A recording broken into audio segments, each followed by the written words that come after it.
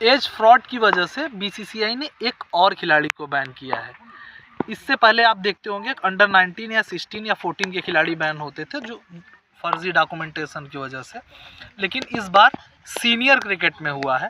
उड़ीसा के क्रिकेटर हैं सुमित शर्मा, जो प्रेजेंट उड़ीसा के स्क्वाड में भी थे और वो रणजी ट्रॉफी खेलने जा रहे थे मध्य प्रदेश के अगेंस्ट, लेकिन उनका जो डेट ऑफ बर्थ था वो फर्जी पाया गया।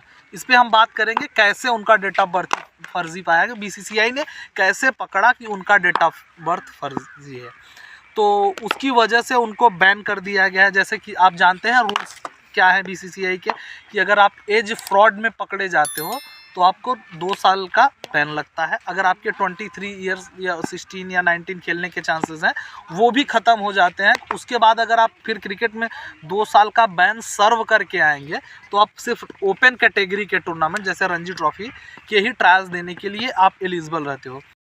सुमित शर्मा के साथ क्या हुआ और सुमित शर्मा कैसे एज फ्रॉड में पकड़े गए?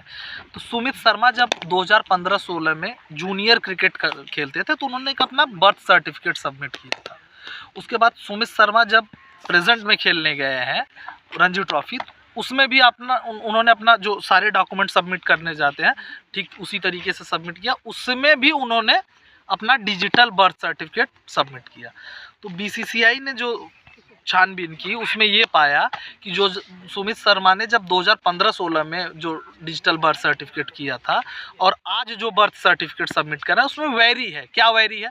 उसमें नंबर अलग है। जैसे डिजिटल बर्थ सर्टिफिकेट में नंबर होता है वो अलग है, तो उनका 2 डिजिटल बर्थ सर्टिफिकेट पाया गया। इट मीन्स उन्होंने एज फ्रॉड किया है, ठीक है। तो इसकी वजह से उन्होंने बैन किया है। जैसे पहले ही मैंने आपसे बताया है कि अगर आपका रिकॉर्ड में कोई डिजिटल बर्थ सर्टिफिकेट है, कहीं सबमिट हो गया है, उसके बाद कहीं आप दूसरा डिजिटल बर्थ सर्टिफिकेट फिर से सबमिट करते हैं तो वो एज फ्रॉड में आएगा। क्योंकि मैंने पहले ही खिलाड़ियों को आगाह किया है इस पे कि क्योंकि आपको 100 रुपये 200 रुपये देकर बहुत से CSC जनसेवा केंद्र बने हैं जो फेक बर्थ सर्टिफिकेट दे देते हैं, जो 1 महीने 2 महीने 3 महीने 4 महीने 6 महीने तक सही तरीके से काम करता है, स्कैन भी करता है, लेकिन 6 महीने बाद वो स्कैन करना बंद हो जाता है। जब स्कैन करना बंद हो जाता है, सारी डिटेल दिखाना उसमें बंद हो जाती है आपकी, तब आप क्या करते हो? आप फंसते हो। तो आपसे फिर से जब बर्थ सर्टिफिकेट मांगा जाता है तो आप दूसरा बनवा के देते हो। आप दूसरा बनवाओगे जो ओरिजिनल हो, लेकिन आप एक डेट ऑफ बर्थ पहले ही सबमिट कर चुके होते हैं। तो बीसीसीआई आपका स्टेट एसोसिएशन में वो डाटा फीड होता है। जब वो डाटा फीड होता है उसमें दोनों में अलग अलग नंबर्स होते हैं। बीसीसीआई एक खिलाड़ी के डाटा में देखता है कि 2 डेट ऑफ बर्थ पड़ा हुआ है जिसमें अलग अलग नंबर है।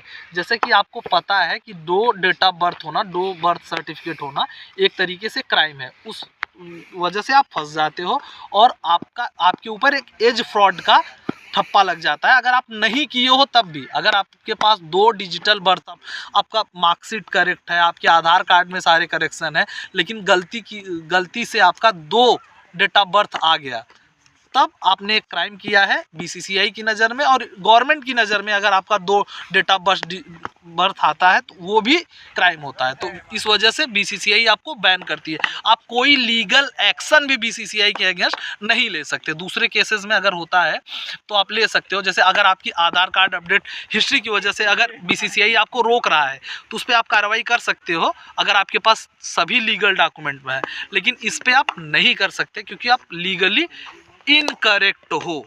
और एक चीज़ हम आपको और बता दें, सुमित शर्मा से भी यही गलती हुई थी जो हमको लगता है नहीं, लेकिन ये भी हो सकता है कि उस समय भी सुमित शर्मा ने डिजिटल बर्थ सर्टिफिकेट सबमिट किया हो और प्रेजेंट टाइम में गलत सबमिट किया है, क्योंकि बीसीसीआई ने अभी ये डिस्क्लोज नहीं किया है कि क्या मैटर है। उनके 2 डेट ऑफ बर्थ तो पकड़े गए हैं, ये कन्फर्म है। तो अगर आप यंग खिलाड़ी हो तो आपको ध्यान देना है कि बीसीसीआई डॉक्यूमेंट अगर आपका कोई भी इनकरेक्ट है तो स्ट्रिक्ट एक्शन लेती है। तो कहीं भी आप अपना डॉक्यूमेंट सबमिट करने जाए, क्योंकि बहुत से खिलाड़ी हम देखते हैं ना कि डिस्ट्रिक्ट के ट्रायल्स के लिए फेक बनवाकर सबमिट कर देते हैं, तो उनको लगता है कि ये दे देंगे, लेकिन जब आप आगे जाओगे तो आपका डाटा फीड रहता है।